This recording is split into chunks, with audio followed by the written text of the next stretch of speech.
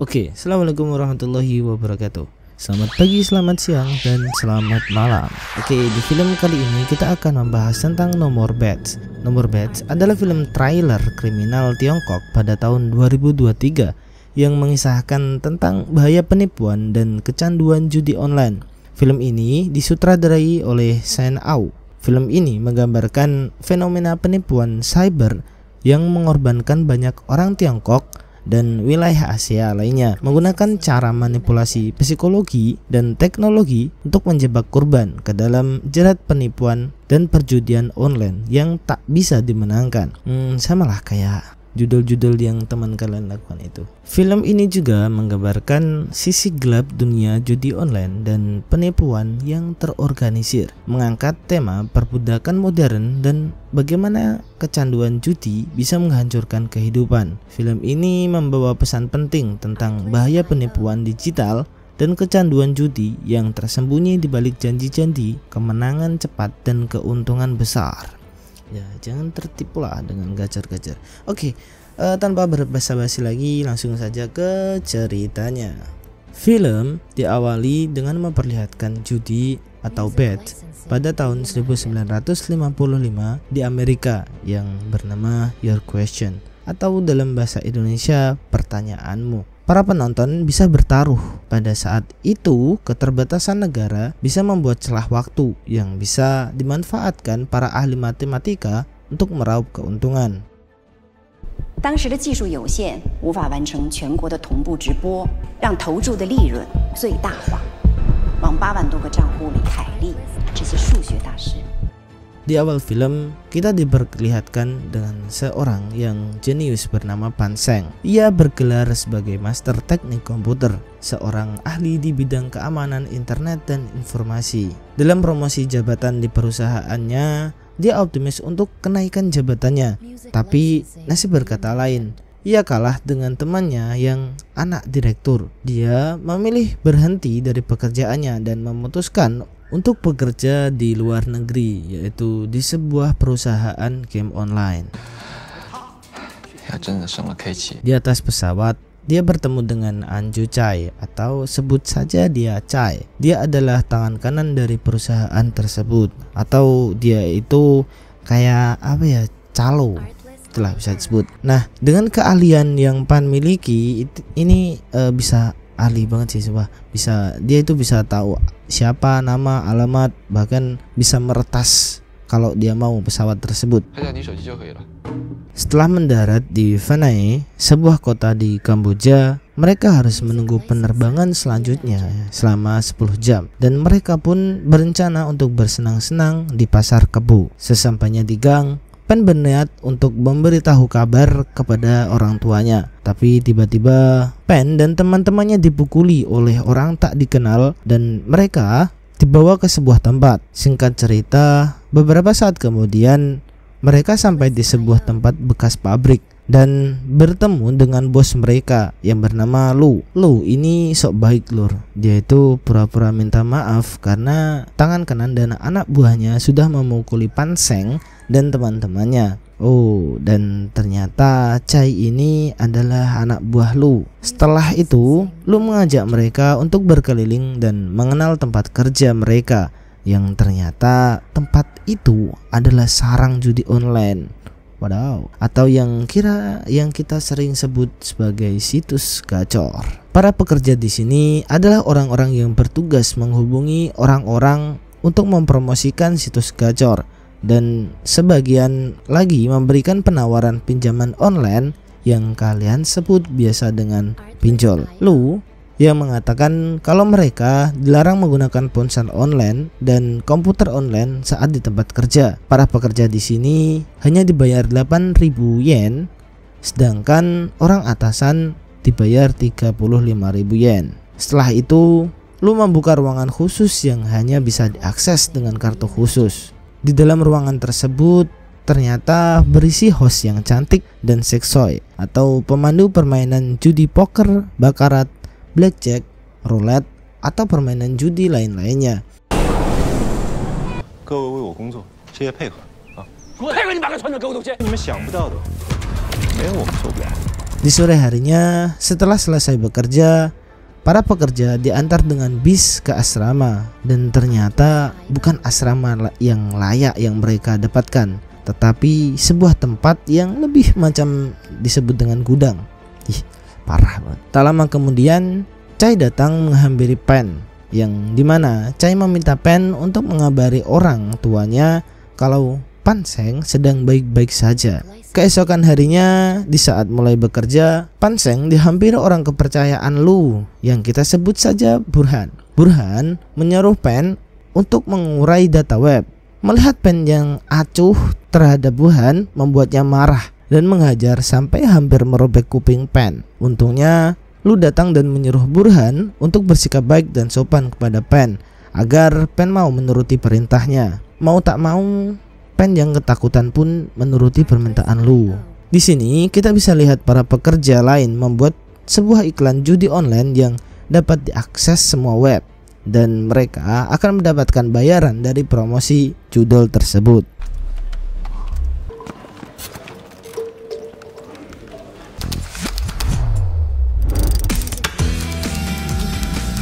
Pen yang tidak menyerah untuk kabur pun menulis permintaan tolong dari berbagai bahasa yang akan ia buang di luar toilet. Sesampainya di toilet, ternyata semua kaca sudah ditutup rapat dan dipagari oleh besi. Pen yang ketakutan tak sengaja memecahkan toilet hingga membuatnya terjatuh.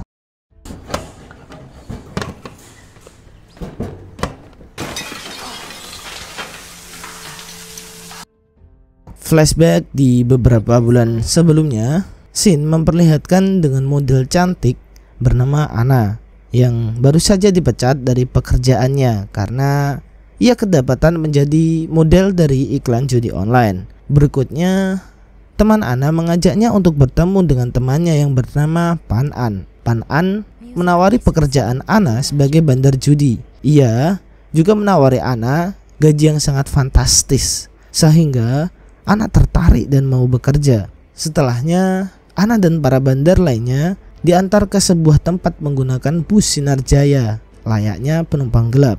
Sesampainya di kantor judul, barang-barang berharga milik Lu dan host-host yang lainnya dirampas, seperti paspor, HP, foto mantan, disita oleh Lu.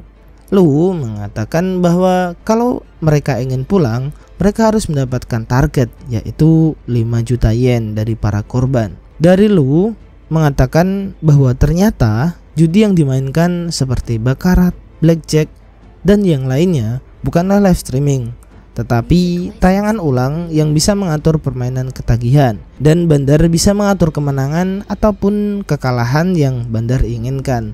Nah, jadi kalian itu masih tolol kalau masih main ginian. 不一定會出國做嘢嘅啫，走，送你回家。就还给你。多少业绩啊？我想让他输，他就输。 Di suatu hari, pada saat Anna bekerja, tiba-tiba perutnya sakit dan berlari ke toilet. Disinilah awal mula Anna bertemu Pan Seng. Beberapa saat kemudian, Burhan mengetok pintu dan menyuruh Anna bekerja lagi. Tetapi Anna yang tak mau Pan Seng ketahuan, menyuruh Pen bersembunyi, dan Anna beralasan dia sedang haid. Di luar toilet, Burhan menampar Anna dan memarahinya. Tapi ternyata Burhan suka dengan Anna yang dibuktikan dengan Burhan yang memberi Anna beberapa softtek dan meminta maaf. Pada saat perbincangan mereka, Burhan mendengar suara keran yang bocor. Burhan yang curiga pun lalu masuk ke toilet dan mengecek toilet. Di waktu yang bersamaan, Pen yang ketakutan jika ketahuan pun memakan kertas permintaan tolong yang dia tulis tadi. Tak lama kemudian, Burhan pun menemukan Pan yang sedang bersembunyi. Lalu Burhan ingin menghajar Pen, akan tetapi untungnya Burhan dipanggil temannya karena dia mengatakan kalau ada proyek besar.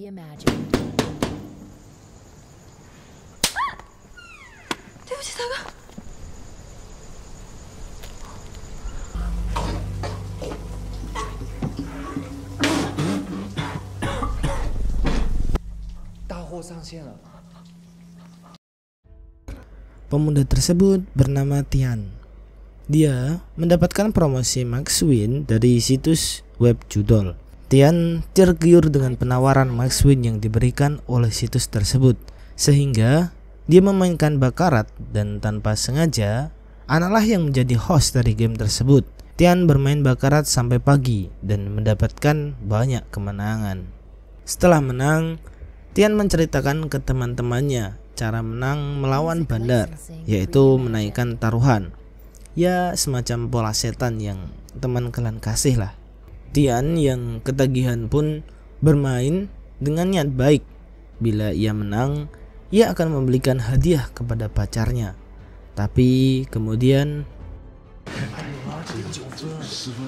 安排的太爽了。这什么呀？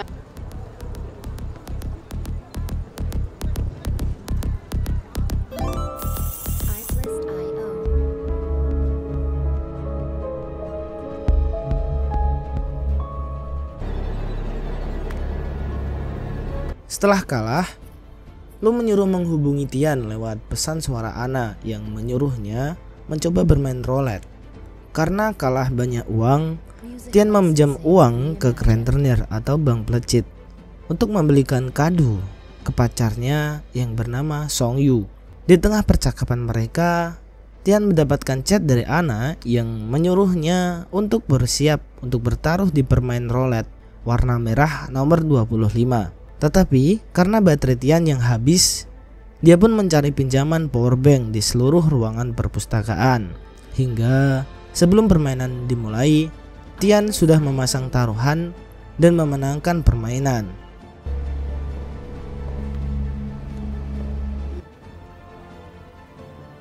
我在公司实习转的。同学安静，这里是图书馆。借下。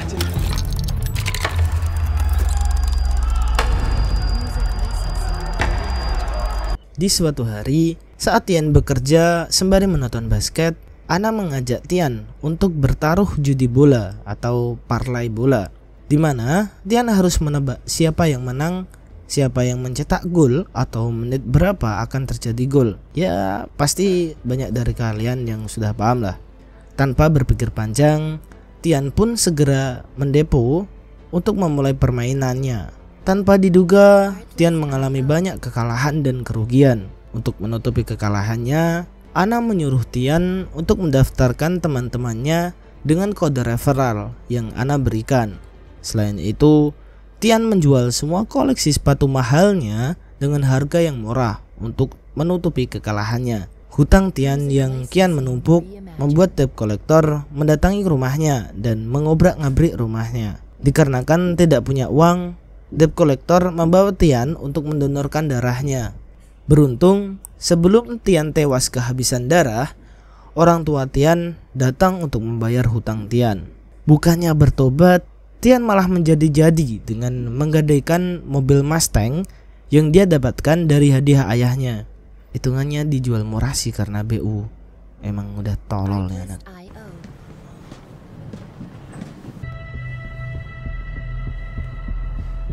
打包一起8千喽，没问题我就下下团。再多一点。按照啲線線咯，好唔好啊？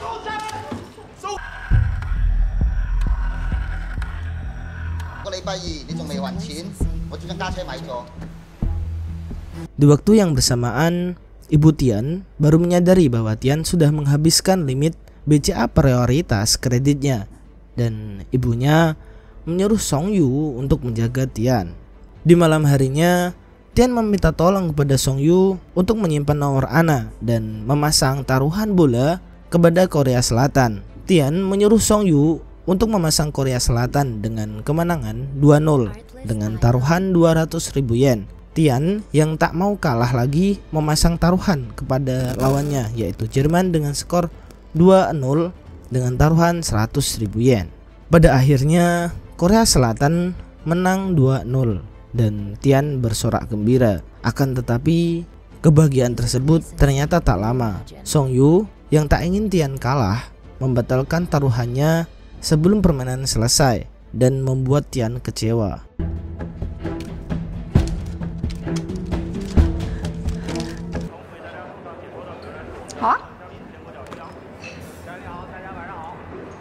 Di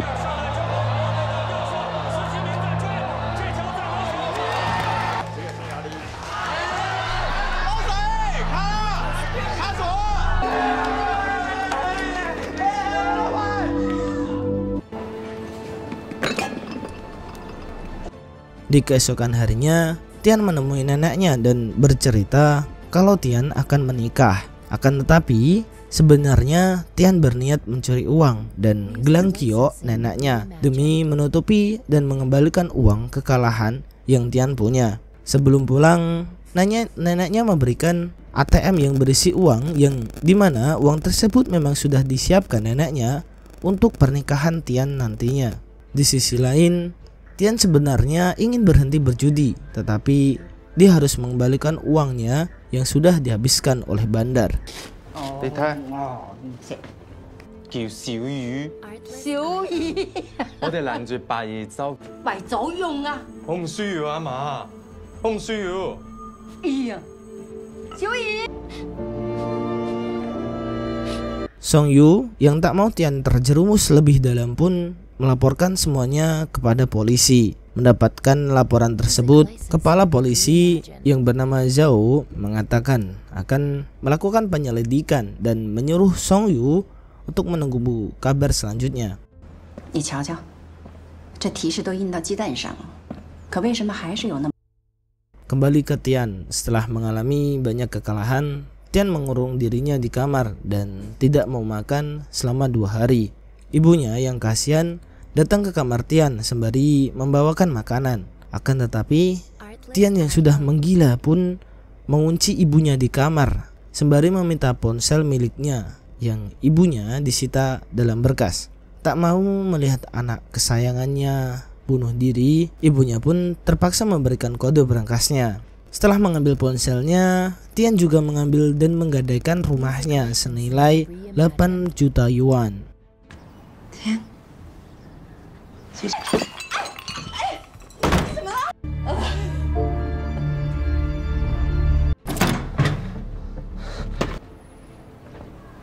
setelah mendapatkan banyak uang, Tian menghubungi Ana untuk menanyakan apakah ada promo yang disediakan. Pada saat itu juga, Burhan menyuruh Pan Sheng untuk menggiring Tian berinvestasi di kripto. Hal ini dilakukan agar uang Tian tidak dapat terdeteksi oleh polisi.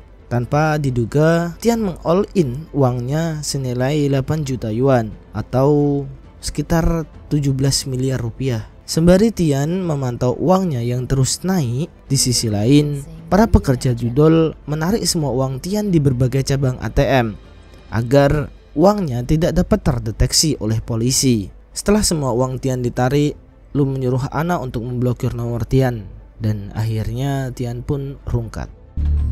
就留安娜下来。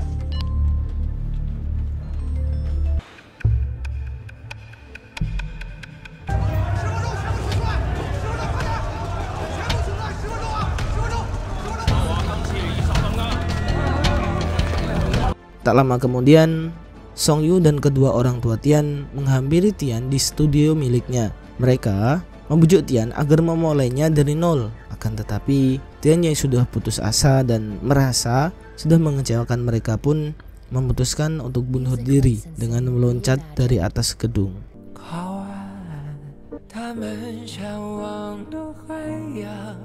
Di tempat lain, tepatnya di markas bandar, Lu dan para pekerjanya pun berpesta pora dan berterima kasih kepada Pan Sheng dan Ana. Di sisi lain, di saat para bandar berpesta atas kemenangan uang yang mereka dapatkan, ada keluarga korban yang menangis karena anak dan keluarga mereka menjadi korban.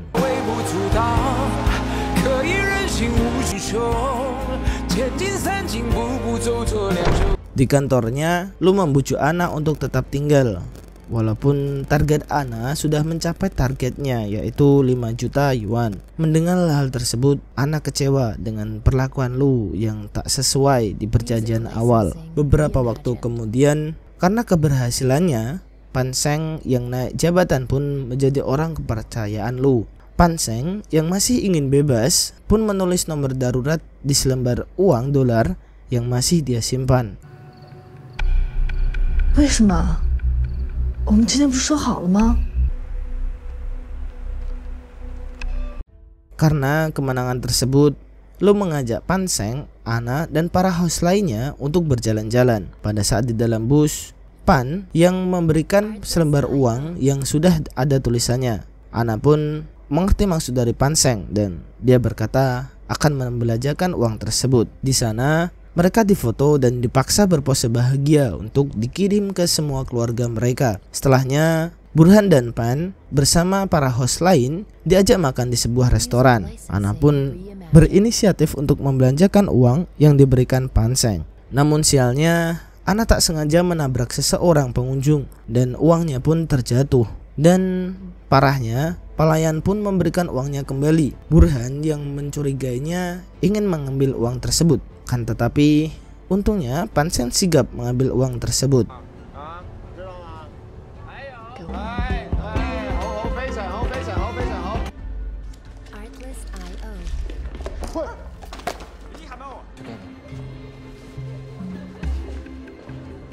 Beberapa saat kemudian, atas saran Pan Sheng yang sudah bisa menghandle semua pekerjaan komputer menyarankan agar memecat sebagian besar pekerja, sehingga Lu memecat beberapa pekerja bagian promosi. Pada saat ingin pulang, Pan Sheng yang bertemu dengan Jim memberikan uang dolar yang sudah ditulis tanda SOS.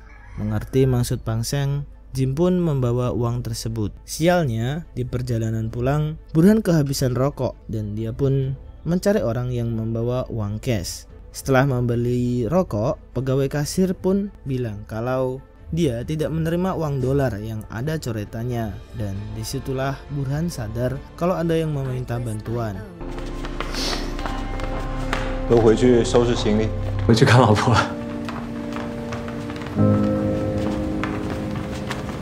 咪有咯，多謝晒。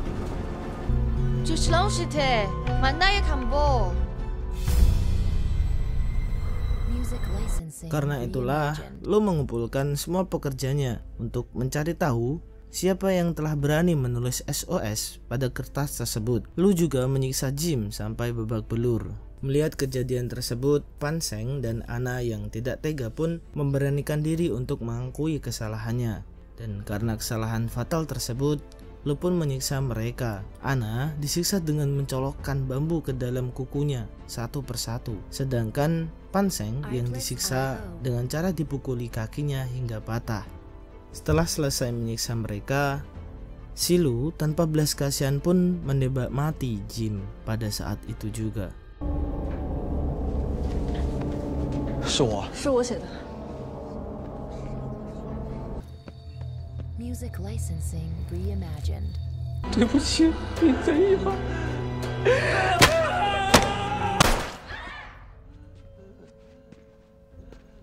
Dalam perjalanan menuju asrama putri, Anna yang sudah capek dengan penyiksaan tersebut pun nekat lompat dari dalam bus untuk melarikan diri. Burhan yang tahu Anna lari pun mengejar Anna.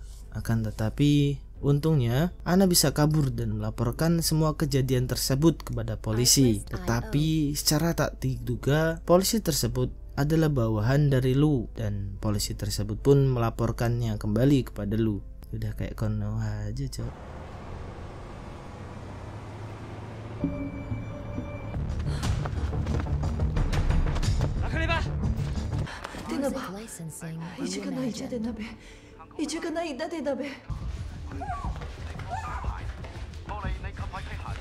Burhan pun datang menjemput Anna. Saking geramnya Burhan, Anna pun ditenggelamkan dengan cara dimasukkan ke dalam karung dan diberi batu besar dan diceburkan ke dalam laut. Tapi ternyata itu hanyalah akal-akalan Burhan untuk mengecoh Lu yang beralasan bahwa Anna sudah dibunuh. Dan Burhan yang sejak awal jatuh cinta terhadap Anna pun memberikan semua barang berharga Anna dan membiarkannya kabur.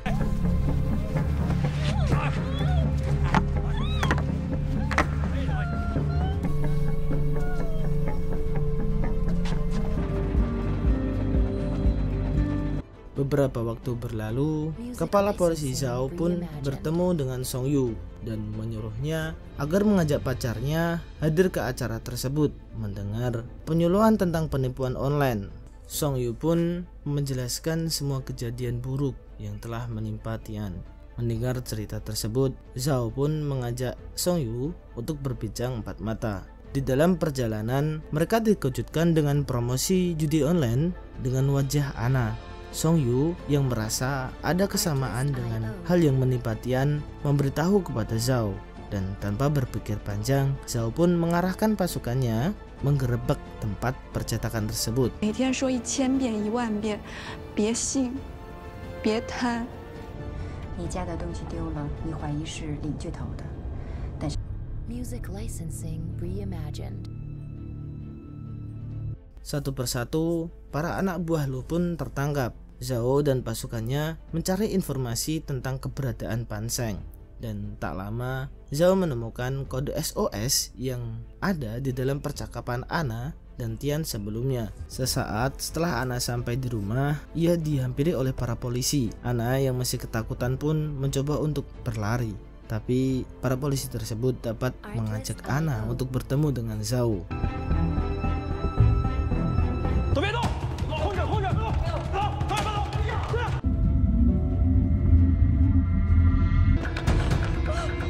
清楚。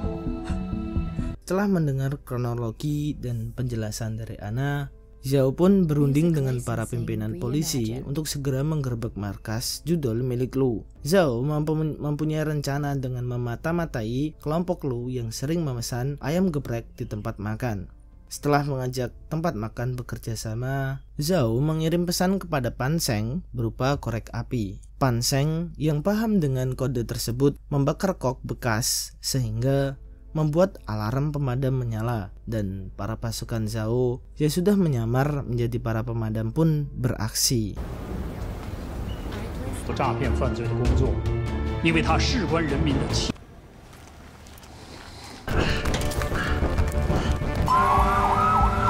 Ternyata markas Lu sudah berpindah dari yang dulunya di pabrik bekas, sekarang menyatu di yayasan sekolah. Selain agar tidak terindikasi oleh polisi, sekolahan juga menjadi tempat yang aman bagi Lu dan para anak buahnya. Alarm kebakaran digunakan agar para polisi punya alasan untuk mengevakuasi para murid dan guru yang tidak bersalah. Lu yang melihat polisi serta Ana yang masih hidup pun kaget dan mengambil pistolnya. Burhan yang takut kalau ketahuan pun menusuk punggung Lu dengan gunting. Mendapat serangan dari Burhan, Lu yang ternyata masih punya hati pun menyuruh Burhan untuk menghapus semua bukti CCTV di pusat kontrol agar tidak dibunuh oleh bos mereka, yaitu Chong. Lalu Lu pun menyuruh para pekerja untuk menghancurkan semua perangkat komputer yang bisa menjadi bukti. Setelah itu Lu bersama anaknya menemui Pan Sheng untuk meminta tolong mengantarkan anaknya pada mantan istrinya. Tak lupa Lu menaruh jam tangan mahalnya untuk anaknya melanjutkan pendidikannya nanti. Setelah Zhao dan para polisi berhasil meringkus para komplotan Lu,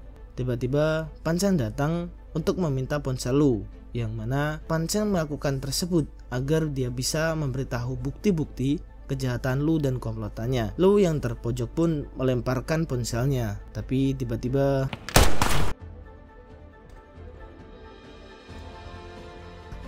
atas insiden tersebut Burhan tertembak polisi, dan karena ada tembakan para pekerja melarikan diri. Untungnya putri Lu selamat dan Pan Sheng bisa bertemu kembali dengan Ana dan mereka mau bekerja sama.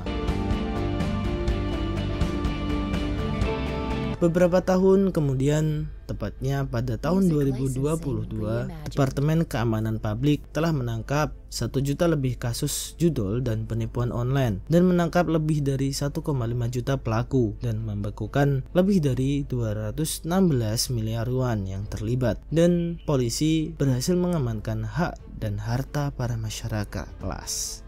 Inilah beberapa dokumentasi asli penangkapan para bandar judi online.